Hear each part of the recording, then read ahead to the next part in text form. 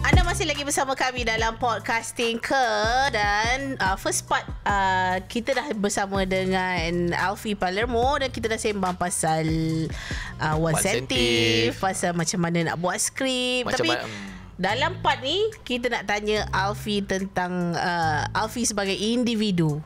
Macam mana mula-mula start tu? Adakah macam Alfie kecil-kecil suka baca buku, so you are a bit imaginative compared to others macam tu? Sebab selalu saya dengar pun cerita pasal arwah Abang Mamat pun selalu habis balik sekolah je tak wayang. Tu yang minat develop tu. Kalau macam Alfie macam mana? Macam mana? Okay, so surprisingly masa kecil saya malas membaca. Saya memang tak suka membaca, malas. Yelah buku kan, apa benda ni kan, tebal kertas lah tu kan, apa benda kan. Tapi saya alhamdulillah didorong oleh mak ayah saya. Mak ayah saya, saya punya parents saya, diorang ni jenis yang kalau kita membesar kan, kita membesar pun saya bukanlah anak orang kaya ke apa. Memang working class lah, middle class. Ada duit je kita orang pergi kedai buku. So parents saya dia akan paksa beli buku. Dia literally paksa tau. As in ada rotan tau. Bawa pergi kedai buku. Bawa pergi kedai buku. So macam cuti sekolah, orang lain cuti sekolah pergi Penang, pergi whatever lah, Langkawi masa tu baru buka kan. Saya pergi kedai buku tau. Kena paksa. So siapa yang dengar kat rumah tu mungkin rasa macam ya Allah, kesian ni mamat ni.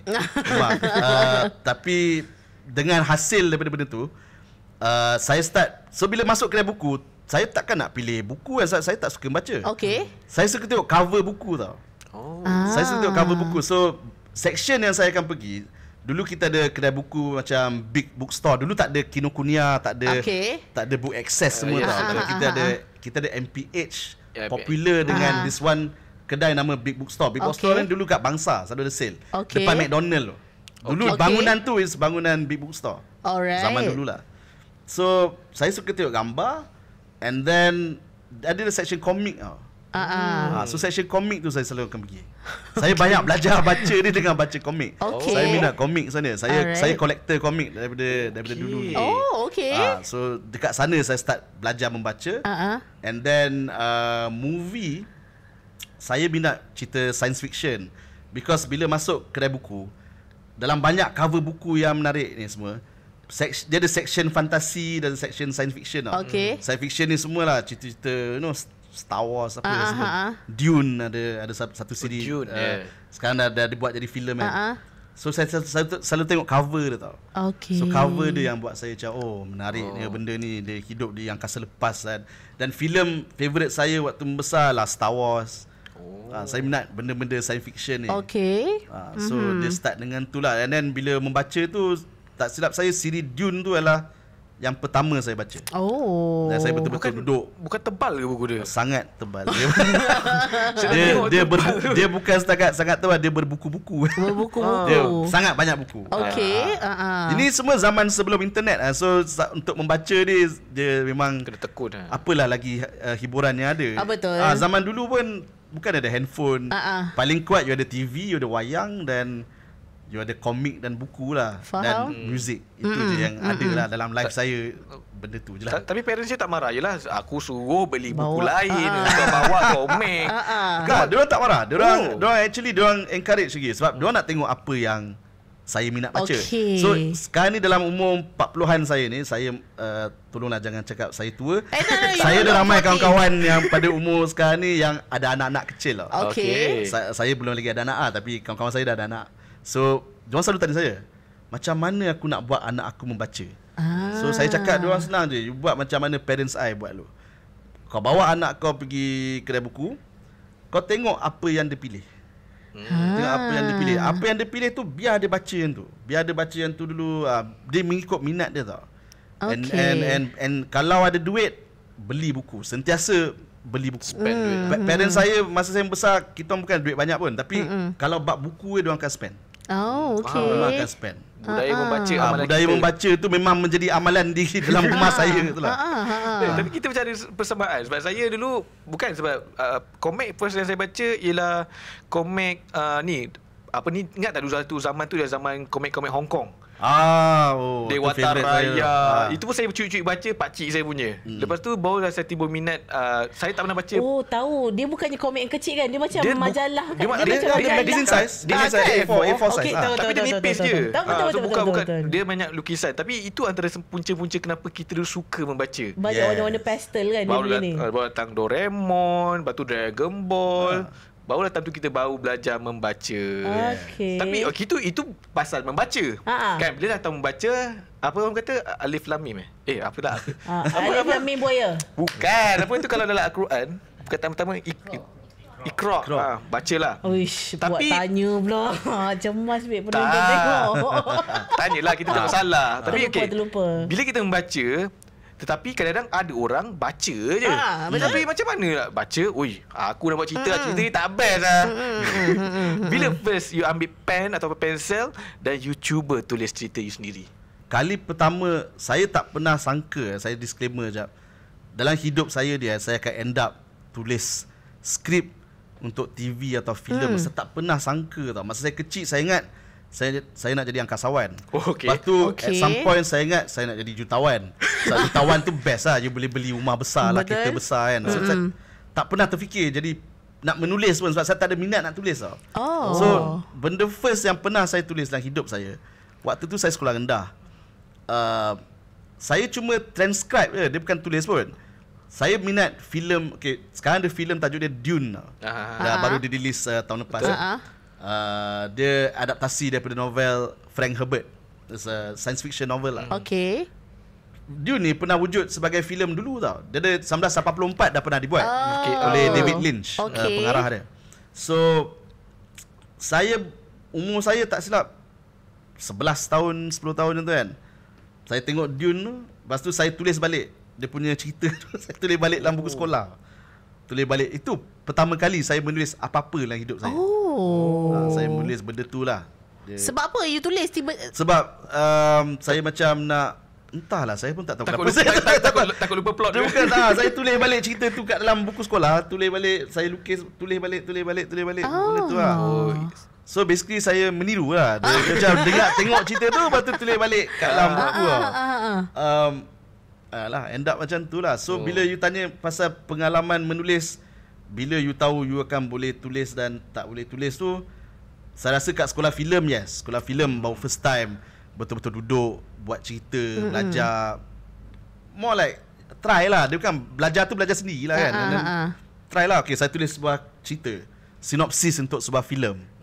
Tu pernah saya buat lah waktu di sekolah filem. Banyak lah. Apa yang first apa yang you tulis sinopsis cakap kat sekolah belajar filem tu, apa yang first yang you ingat kita buat dan benda tu macam boleh pergi ni? So boleh pergi ni kadang-kadang dia berkaitan dengan shot sendiri. So kita pun tak tahu kan dia okey ke tak okey. Tapi benda ni dia juga benda yang kita rasa, kita panggil intuitif lah. Dia intuition. Kalau you rasa cerita tu macam boleh pergi, yes, mungkin dia shot sendirilah. 99% of the time lah shot sendiri pun. Tapi you still nak layan. Sebab benda tu benda yang you nak layan. Story apa tu? Adalah cerita. Saya tak boleh nak cerita di media sebab dia ada sedikit dewasa lah. Tapi itu pertama kali saya tulis waktu di sekolah filem dulu lah. Yang saya betul-betul duduk, saya tulis dan dia ada gambaran dia. Saya tak pernah tulis skrip pun. Sebelum tu. Masih belum. Tak pernah. Di sekolah filem. Sekolah filem. So tak pernah tulis skrip. Belajar tulis sebuah cerita daripada awal sampai habis. Saya cuma tahu sebuah cerita dia ada permulaan, dia ada pertengahan dengan penghujung. Saya itu basicnya structure yang waktu di sekolah filem memang diajar.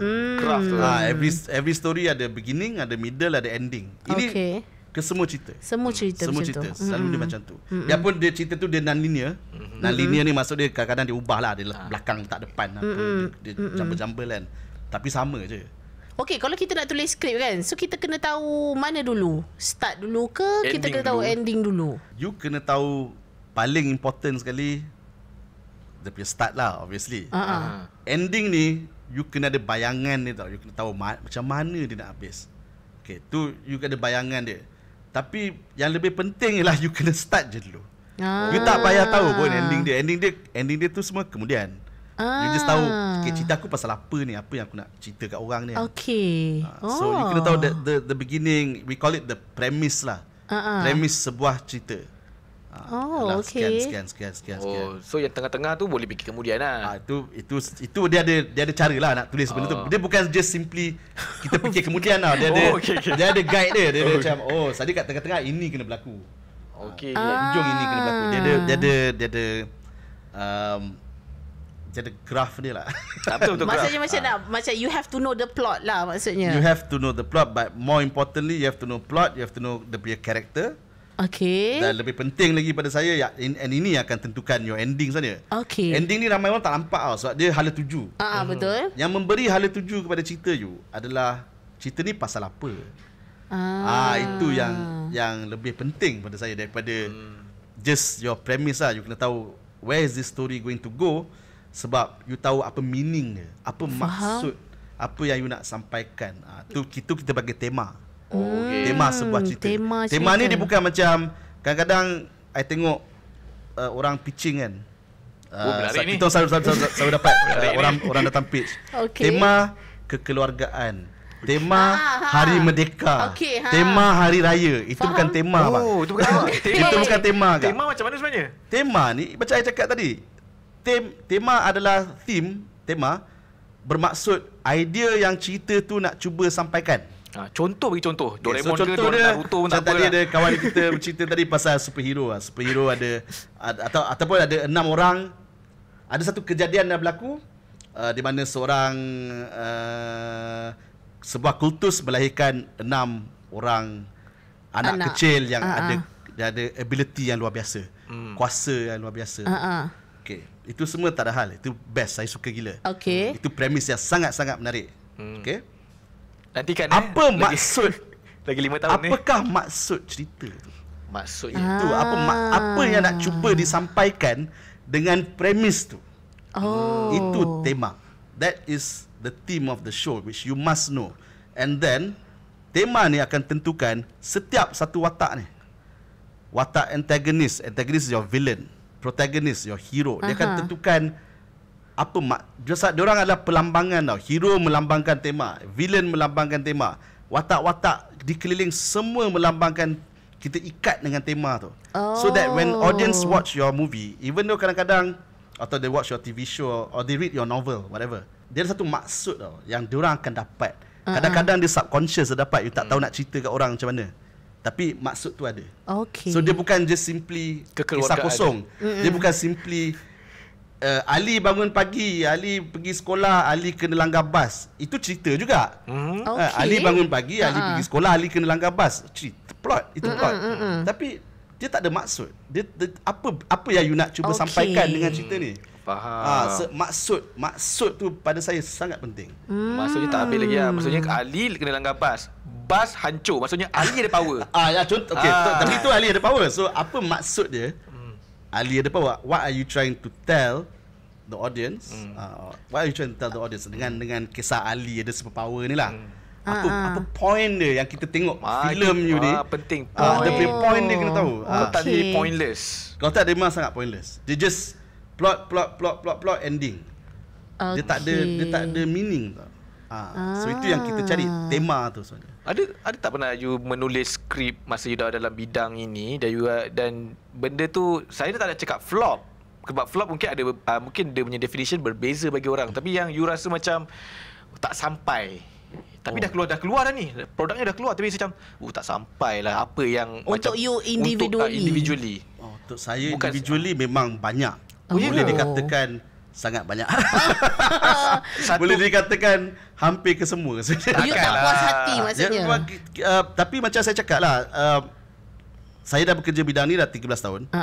Lama dalam saya nak berhenti, nak give up bidang ni dah banyak kali dah. Kenapa? Sebab benda-benda macam ni lah yang sebab saya. Bukan for you. Tapi benda-benda yang you cakap macam kita tengok, lepas tu kita rasa tak puas hati. Kenapa dia buat macam ni? Kenapa dia keluar macam ni? Saya dah nak quit dah banyak kali dah. And then saya fikir balik, apa benda kau nak quit ni? Mengarutnya. Quit ni semua dia last kali ego je sebenarnya. At the end of the day, as a writer, benda yang first tu, you bukan berkuasa atas benda tu. Kalau you bukan showrunner atau you bukan producer, faham? You tak ada kuasa tau atas benda tu. You just bagi dan orang akan buat. Orang akan shoot malam premier tu, kalau kat wayang tu, itu first time itu you first akan tengok. Dan bila you tengok, you macam, ya Allah, teruknya. Tajuk tak boleh bagi ya. Tak. Because it's up to macam other people. Individual lah. Yes? Ada sebab, I rasa sebab bila it's up to macam different people punya how they perceive the interpretation, diorang punya interpretation mungkin tak sama seperti yang you interpret benda tu. Dia ada juga benda yang hit, contohnya orang suka tau. Atau benda tu box office. You tak puas hati tapi saya suka. pun tak puas hati. Ada juga. So benda ni dia sangat personal. Dia hanya you je tahu apa yang you tulis. And you tahu apa intention dia. Dan kadang-kadang intention tu tak keluar. Tapi ada je orang suka. Tapi you rasa macam benda ni kan.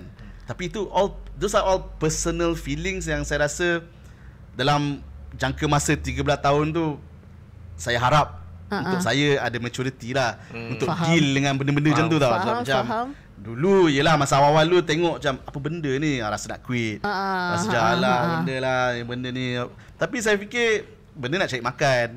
Betul. Benda nak cari makan. Betul. Kelangsungan hidup kena ada kan. So when it comes to art usually, but I personally rasa art adalah macam self-interpretation. Maksudnya how very subjective. Yeah, subjective. You perceive benda lah tu, you interpret benda tu lain, and then bila dah sampai dekat tangan yang lain pula dia orang punya interpretation. Faham? Saya suka nak patah balik. Kita pergi Juvana lah, contoh.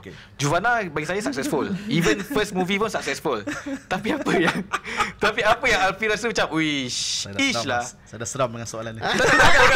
Bukan sebab bagi kita sebagai penonton biasa, filem ni dah best kot. Tiba-tiba dia punya yang penulis skrip kata, ada benda yang tak puas hati. Tak puas hati personally. Apa benda yang macam benda ni Tapi saya tak kata cerita Juvana atau mana-mana cerita pun, tapi pernah lah berlaku dalam saya punya kerjaan ni. Momen yang tiba-tiba rasa macam, contoh lepas malam premier tu, saya akan pergi dekat tangga tepi tu, lepas tu saya nangis seorang. Ada pernah berlaku. Kenapa? Jadi saya menangis tu sebab benda ni keluar wayang. Skrin dia lagi besar dari TV. Kalau TV at least kita boleh tukar-tukar. Kita tak ada ni wayang. Wayang ni masuk, you bayar 20, sekarang RM20 kan. Dulu macam 14 kan. Bayar, you tak boleh keluar tau daripada wayang tu. Tak rugi kan. And sekarang ni semua orang akan tengok kan. Dan semua orang akan rasa, teruknya cerita ni, dan kenapa kau buat macam ni. Dan of course lah, yang akan kena blame antara ni ialah saya lah. Yalah. Tapi sebagai penulis skrip, you kena ambil blame tu juga pada masa yang sama. Biarpun you ambil job tu, you boleh cakap, director ni tak pandai direct, atau production house tak pandai pilih pelakon, pelakon tak reti berlakon. You boleh cakap macam-macam benda tau. Tapi you kena faham, dia still start dengan skrip tu. So macam mana pun you tetap ada peratusan dalam kegagalan cerita tu tau. Tulang belakang tu skrip kan. Tulang belakang dia tetap skrip tu juga. Biarpun dilakonkan dengan teruk ke, atau diarahkan dengan teruk ke, atau production happen to be hari tu tak ada bajet. Cari location yang patut location tu besar, dia jadi location yang tak apa-apa. So bila you tengok pun macam benda cerita macam ni kan.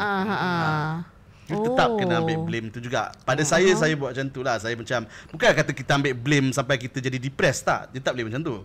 Tapi more like kita kena faham jugalah yang kita semua memainkan peranan dalam benda tu kan. Dan of course ada limitation juga. Sebab semua benda ada limitation. Betul. Sebab as much as we want to be imaginative, we want to mesti akan ada limitation untuk achieve benda tu. Betul kan? Budget, teknologi kan semua. Tapi sekarang ni tu menarik juga sebab kita dah masuk ke arah itu, di mana sekarang inilah zaman social media. Pengkritik new media dan juga old traditional media dah ada seiring sekarang ni. Dulu mungkin kalau nak tengok review kat paper je, ataupun mungkin yang bertauliah saja. Sekarang ni hampir kalau satu filem keluar dekat TikTok tu bersepah ramai buat review. Semua review. Dan macam mana kesannya kepada orang industri sendiri, sebab Alfie pun orang industri. Macam mana, adakah ini sebenarnya satu perkara yang sihat, ataupun sebenarnya boleh diperbaiki, ataupun sebenarnya kalau bagi orang yang tak ada ilmu cakap ni kadang-kadang membahayakan industri itu sendiri. Bagi Alfie macam mana? Alfie ngetik. Saya rasa ni I take social media dan komen-komen di social media itu to be honest, expected. Sebab zaman sekarang memang zaman social media. Betul. Ada someone, jangan cakap orang politik, kita cakap orang biasa lah. Pergi buat something viral, semua orang komen. Betul. And this someone ni is nobody tau. Betul. Tapi tiba-tiba dia viral. And kalau you perasan dia akan viral mungkin sehari 2 hari. Lepas tu hari ketiga you dah tak kenal lah. Betul. Dah tak kenal lah kan. Betul. Sisik kat mamak. Sisik kat mamak pun dah tak kenal. Tapi hari tu punyalah satu Malaysia kenal. So zaman social media menyebabkan semua orang boleh memberi komen. Dan tak salah pun. So kalau pasal industri filem, komen-komen atau contohnya komen kritikan dan sebagainya, kritikan ke pujian ke komen ke, pada saya tiap-tiap satu tu dia tidak ada salah pun. Boleh lah kalau nak komen, tak ada masalah pun. Sebab itu dah memang dunia kita, dunia social media. Dan tak ada salah dan tak ada betulnya juga pada masa yang sama. Saya rasa yang lebih penting adalah pembikin tu sendiri tau. So untuk pembikin filem, ramai yang rasa macam seolah-olah kerjaya diorang bergantung kepada pujian di media sosial atau kutukan di media sosial. Pada saya tak. Kalau you nak rasa macam contoh hari ni you trending dekat Twitter tau. You adalah pembikin filem paling power sekali lah. Penulis power ke, director power ke, pelakon power ke. Kalau you nak anggap benda tu sebagai reality you, itu saya rasa salah. Sebab besok juga orang boleh kutuk you tau. Teruknya you berlakon, teruknya you direct, teruknya you tulis. Betul. Adakah itu merupakan you punya reality as a pembikin filem atau pembikin TV dan sebagainya? Itu bukan reality tau. Dan saya punya masalah adalah bila saya tengok kawan-kawan ke siapa-siapa ke yang affected by benda tu tau. Dia affected by dua benda. Sama ada pujian atau kritikan. Pujian dia suka gila, kritikan pula dia macam Allah, habislah semua orang kita down hari ni. Itu you meletakkan you punya status emosional dengan status kesihatan mental you kepada social media tau. Dan itu pada saya bahaya. Sangat bahaya. Ada yang depressed gila, ada yang dah start saman menyaman dekat koyak baru cakap sikit dah koyak kan. So saya tak faham kenapa dunia sekarang ni, bukan saya tak faham, saya faham kenapa, because sekarang ni especially generation sekarang saya sangat kadang-kadang kesian diorang sangat bergantung pada validasi social media tau. This generation depends on the validation of social media. Dia kena ada like, dia kena ada orang suka, dia kena ada orang sayang.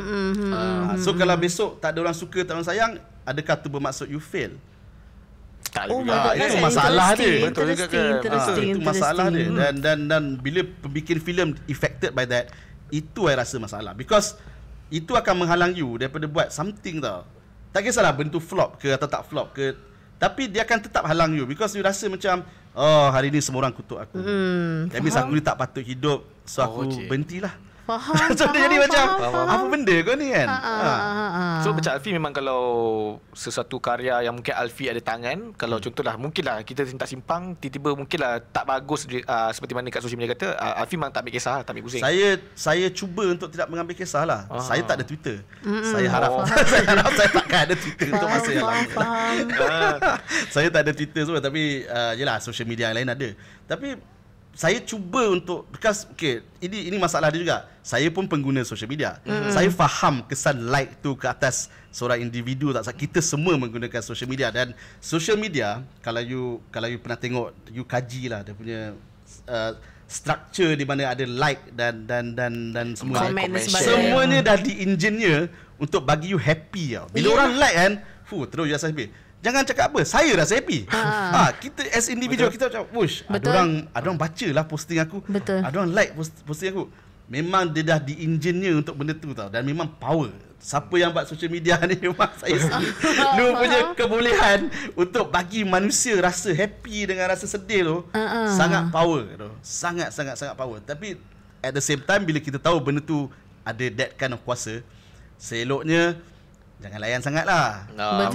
Kalau orang suka okey, tapi kalau orang tak suka pun fine, nak buat macam mana.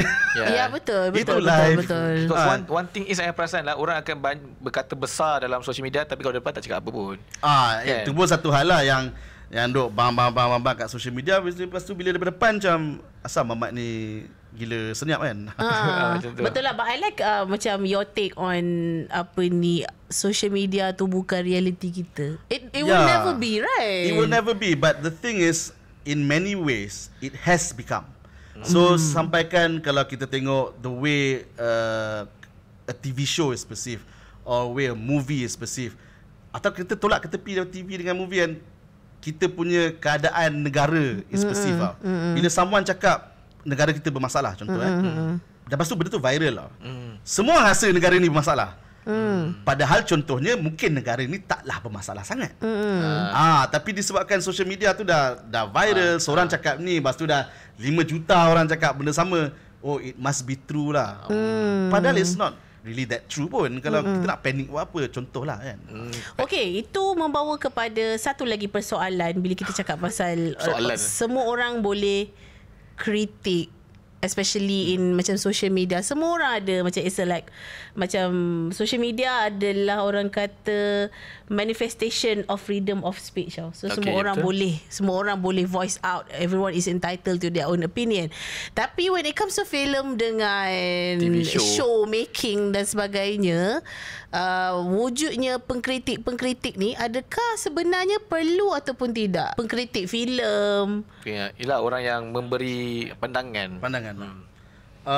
Pada saya dia bidang kritikan filem ni, dia sebuah bidang yang dipelajari tau di universiti. Dia ada bidang kritikan filem. Dan contoh pengkritik yang hebat lah, Pauline Kael, ada apa, Peter Travers, Rolling Stone, apa semua tu kan. Diorang ni semua belajar tau. Dia macam kritikan seni lah kan. So dia ada pengkritik yang macam tu. Pada masa sama dia ada reviewer tau. So reviewer pula diorang review based on diorang punya own observation, diorang punya own pengalaman dan sebagainya. Dan dia tidak ada betul dan dia tidak ada salah.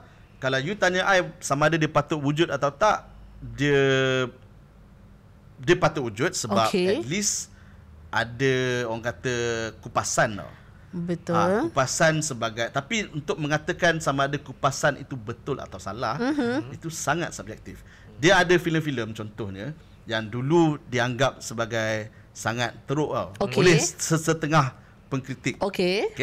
Yang apabila 20 tahun selepas tu dianggap sebagai kita orang silap cakap. Ada je banyak gila. Itu kes yang sangat klasik. Dalam dunia ni ada je contoh. Ramai yang benci Star Wars Episode 1 contoh filem Star Wars saya pun masih membenci. Saya pun tetapi Star Wars Episode 1 to 3 lah yang ni yang prequel punya trilogy lah. Dulu saya pun masa saya tengok first time macam apa benda ni kan. Teruknya korang ni kan. Tapi bila 20 tahun daripada zaman tu, maksudnya sekarang lah, ramai yang anggap prequel trilogy tu sebab dia lagi teruk. Sebab itu ke? Sebab ada lagi teruk. Yelah sekarang ni yang lagi teruk storyline-nya daripada zaman itu. Daripada zaman tu lah contohnya kan. So sebab ada comparison lah sebab betul. tu. Tak lah comparison sangat. I mean bila tak ada comparison tu pun, saya berjumpa dengan, kalau nak borak pasal Star Wars lah, generasi sekarang ni yang muda, yang pada diorang Star Wars tu bermula dengan 1, 2, 3 tau. Bukan macam saya membesar dengan 4, 5, 6 tu. Saya membesar 4 Tapi diorang anggap Star Wars tu start dengan 1, 2, 3 and diorang tapi kalau story, diorang suka. Yelah kalau ikut storyline pun memang start 1. Yelah kan. Tapi bila Afi cakap tentang pengkritik pengkritik filem lain, reviewer lain, kita memang kena set boundaries. Kena set sebenarnya pengkritik filem lain. Reviewer lain. Kalau pengkritik filem yang belajar, yang maksudnya yang profesional, maksudnya kalau diorang mengkritik, contohlah katanya diorang nak kritik, katalah one sensitive tu filem kan. So diorang nak kritik betul. Adakah macam dia akan based on guidelines ke? Bukan. So basically cara diorang kupas tu, dia akan ada certain bukanlah method, tapi cara diorang kupas tu, pandangan tu lebih berilmiah lah. Dia ada pengkritik yang macam tu. So cara diorang kupas tu je. Dia sebenarnya basically cara kupas. Even reviewer pun, ada je reviewer yang sangat besar di US, tapi tak belajar pun kritikan filem. Ada je orang-orang macam tu. Tapi diorang, cara diorang kupas tu menarik lah.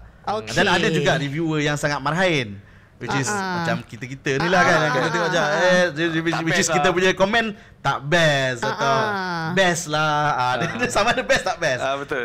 Dia tu kan. So at the end of the day, itulah yang ada. You kan ada pengkritik yang profesional dan pengkritik yang reviewer lah. Dan dua-dua pada I patut ada. Dan kalau tak ada tu, dia jadi macam entahlah. Dia kalau tak ada pun, saya tak pernah bayangkan sebuah dunia yang tak ada pengkritik filem. So rasanya setiap kali ada sebuah filem, someone akan kupas dan review. Kan? Ada yang daripada press, contohnya yang tulis untuk surat khabar. Saya tak pernah ada masalah benda tu pun, dan tak ada masalah lah. Tapi kalau betul juga kalau tak ada pengkritik filem, how can a filmmaker grow, betul tak? Ke boleh je sebenarnya? Ini pula menjadi sebuah isu. Adakah orang ingat pengkritik filem ni boleh menyebabkan filmmaker tu grow? Kan? Jawapan saya lah tidak. Alright. Pada saya. Kenapa? Bukan, dia tak bergantung pada pengkritik filem tu you nak grow. Dia kalau you nak grow as a filmmaker, or even tak payah filmmaker lah, you nak grow as a individual human being lah kan. Dia bergantung pada you sebenarnya. Bukan pada pengkritik filem tu. Pengkritik filem tu dia boleh cakap, cerita kau sucks lah weh. Lepas tu dia sucks sebab A, B, C, D, E, F, G. Setengah orang tak baca benda tu, yang mana yang baca pula tak nak faham pun benda tu. So dia continue je buat filem macam mana. Kau boleh kutuk lah 500 juta kali, dia sama je dia buat. Dia tak ada efek. Tidak ada sebarang kajian yang menunjukkan kritikan filem tu akan menyebabkan industri tu jadi bagus. Tidak ada. Percayalah cakap I. Memang tak pernah ada pun. Dia berbalik pada filmmaker tu sendiri. Dia balik kat orang tu juga. Dan kalau orang tu rasa dia nak improve, dia akan improve lah mana yang dia rasa dia kurang. Kalau dia boleh terima yang dia ada kekurangan. Kalau dia ada ability untuk terima dia ada kekurangan, senang. Tapi kalau dia rasa macam, aku buat filem sekian, lepas tu aku dah box office kau dan itu je yang maksud dia, aku memang bagus, aku tak payah berubah lah. Pada dia, itu pun pada dia juga. So maksudnya filmmaker jaranglah ambil pointers daripada pengkritik filem when they are being critic. The film are being critic. I wouldn't say filmmakers in general, saya pun tak tahu. Tapi macam for me, for example, right, saya tak boleh cakap pasal orang lain. Tapi untuk saya, pengalaman saya, kita orang, macam contohnya di Astro Shaw lah. Bila kita dah tengah buat something, kita akan sentiasa bagi orang baca, dan kita akan sentiasa baca skrip tu, saya akan bagi orang baca, dan kita akan dapatkan feedback lah. Sama macam bila benda tu dah siap, so dah habis edit semua, kita bagi studio tengok, kita akan dapatkan feedback tu. So feedback tu memang satu grup yang besar lah, bukan hanya seorang dua. Kita akan dengar semua orang punya feedback, preview lah. So masa preview tu, itulah kritikan yang kita dapat untuk improve produk tu. Because at the end of the day, hanya produk tu je yang penting. Produk tu yang penting. Dan everyone is there to give their comments. Weh, ni tak best lah, ni music dia tukar, ni shot dia macam kurang lah, kau ada shot lain tak?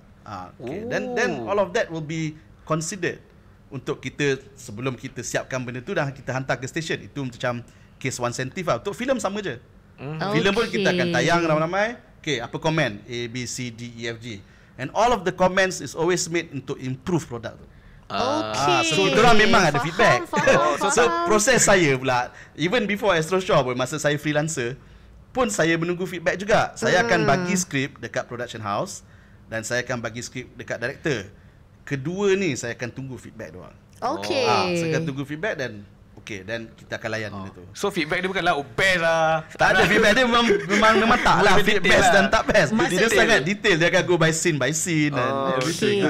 So the feedbacks are method during the preview lah, bukan bila benda dah keluar. Kita tak keluarkan pula. So bila benda keluar pula, then contohnya akan ada bahagian macam bahagian marketing, dia akan Dia akan tengok lah apa feedback dia. Okay, ni kata best ni tak best kan. Kita layan je lah. Okay lah. Some people get it, some people don't get it. Ada yang suka, ada yang tak suka. Tapi tak ada satu pun yang untuk saya personally yang saya rasa affected lah. Kita bukanlah nak ni kan. Mana yang kita boleh pakai untuk promo the show tu tak ada masalah. Okay, kita biar promoting the show, but on a personal level, sama ada pujian atau kutukan kan, dua-dua tu adalah hak orang-orang yang tengah memuji dan mengutuk. Itu hak dia. Tak salah pun. Okay. Tak salah. Okay. That can be like applicable in real life also. Betul. I guess. Sebabnya when we are coming out with something, a product lah, let's say lah, apa benda yang kita nak keluarkan daripada apa jenis yang kita nak keluarkan on a personal level, it's good to have a feedback from people like close to us. Must have feedback. Macam tu. Focus Feedback group tu kena ada. Untuk novel pun sama juga. So contohnya kalau you ada novelist macam Stephen King lah. Stephen King is a very big writer kan. Sentiasa dia akan ada version dia ada editor dia tau. So these editors lah orang yang you takkan kenal, tapi dia always orang yang Stephen King akan cakap terima kasih lah mula sebuah novel tu. Diorang ni yang berfungsi baca manuskrip tu, bagi feedback. Okay, ni betul lah bro, ni salah ni, ni boleh tolong tukar, ni karakter kau ni mengarut ni. Kita kan sentiasa perlukan orang tu. Saya pun sama juga. I akan sentiasa perlukan orang yang masa development dia akan minta I, okay, karakter kau okay, karakter kau ni tak boleh, ni tak best. So memang tak boleh kena ada yes man lah. There is no everything is collaboration tau. Even orang yang tulis Harry Potter tu pun ada feedback daripada agent dia, daripada publisher dan sebagainya. There's no such thing as J.K. Rowling duduk satu hari lepas tu dia tulis Harry Potter dan benda tu siap dan dia hantar. Tak. Dapat ilham. Dia ada banyak proses dia. Betul. Dan ada banyak feedback yang akan dapat. Kita dah sembang banyak sebenarnya ni. Tapi sekejap, penonton kita ada soalan. Penonton ada soalan. Awak ke? Penonton tu. Penonton ada soalan kan tadi? Penonton ada benda nak tanya kan? Soalan dia apa? Tak masuk. Penonton ni kita orang punya kru kan. Jangan ingat siapa kurang ajar dengan penonton. So basically apa yang Mawar cakap adalah bila sekarang ni people have the leverage to see multiple macam so many variety of review on a particular film. And then ada macam Afi cakap tadi, ada yang memang belajar, pengkritik filem yang belajar, dan ada juga reviewer yang macam marahin macam kita-kita ni. Yalah. Okay, tapi bila dia meriah dekat social media, so ramai orang akan fokus on the reviewer instead of pengkritik filem. So soalan Mawar adalah apa akan jadi dengan credibility pengkritik filem? Okay, so untuk credibility pengkritik filem yang mana yang belajar tu lah kan, itu saya have no say lah, because itu dia macam you tanya I apakah credibility filem zaman sekarang di zaman TikTok yang ramai juga orang tengok TikTok. Betul. Siapa yang akan berlaku pada TV dan filem? So soalan dia I tak tahu nak jawab macam mana, because credibility pengkritik tu bermain di platform yang lain, dan sekarang ni kita ada reviewer yang bermain di platform yang lebih accessible kepada mass. So bila orang duk layan reviewer filem ni,